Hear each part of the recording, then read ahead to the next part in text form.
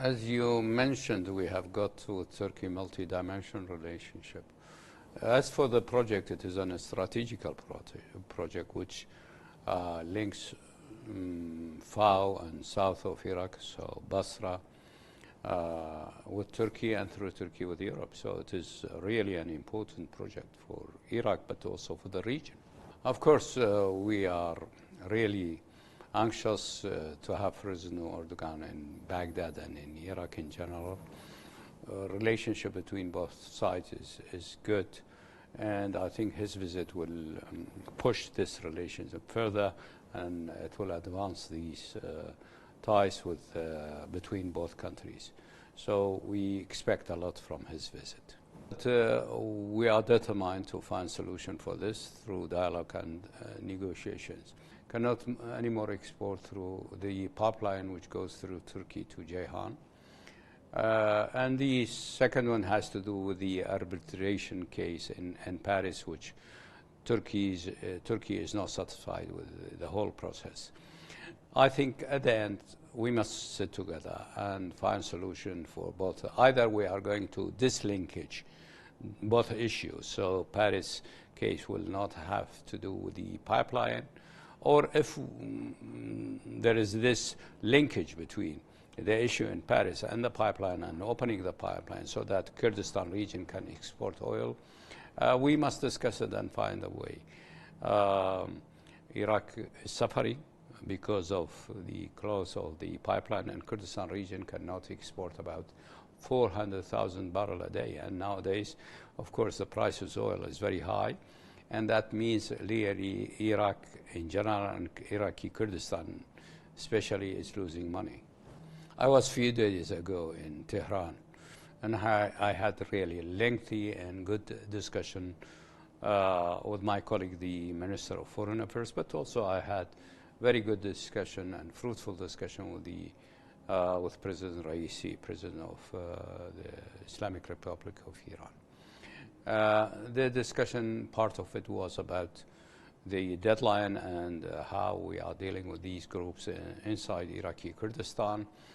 There is a security agreement between Baghdad and Tehran, and also cooperation between Baghdad and Erbil about how to deal with these groups.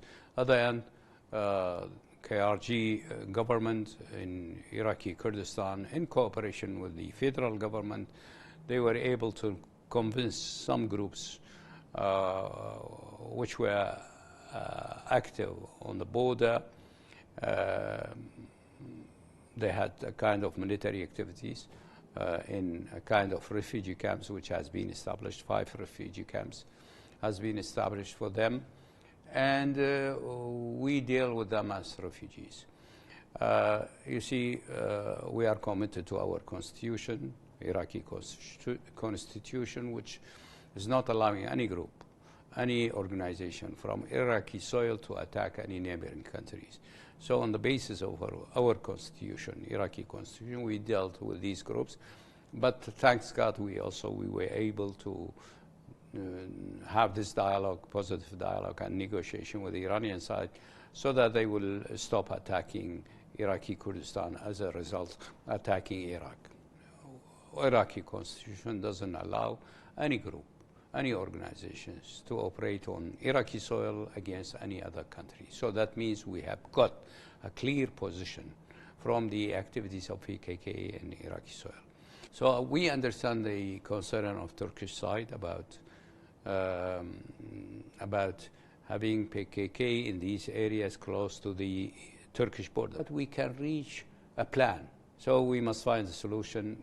The only solution is through negotiation and peaceful means. We are taking the opinion of Turkish government into consideration. And so the main question is how we can cooperate. I mean, KRG government within the Iraqi government together, and with Turkish government, how we can plan together. I am not trying to find out who benefited from, but I think those who are against democracy, those who are against coexistence of different components of the society and also components inside Kirkuk. Kirkuk must stay as Iraq must stay a city of peace and city of living together. All groups, all components of the society, Iraqi society, must live together. So those who created these problems, they were against peace and against democracy. The official meeting is not on the agenda. I'm talking about official meeting and official, so it's not on the agenda this time, no. But we are going to have a meeting with the Secretary of State, Tony Blinken.